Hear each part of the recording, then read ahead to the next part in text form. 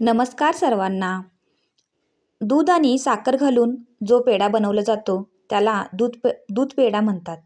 तर आज आपण मिल्क पावडरपासून हा पेढा बनवणार आहोत.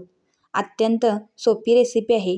कोणीही करू शकेल अशा पद्धतीने ही रेसिपी आज आपण बनवणार आहोत.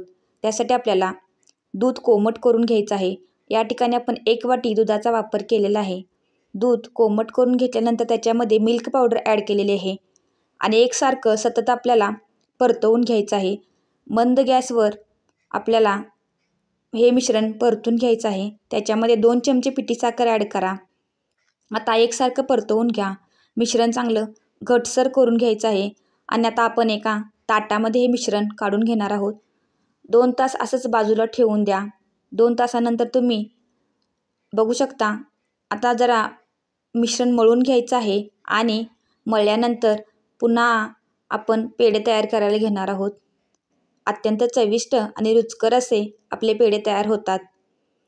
त्याच्यावरती आपण थोडंसं गार्निशिंगसाठी बदाम ॲड करणार आहोत.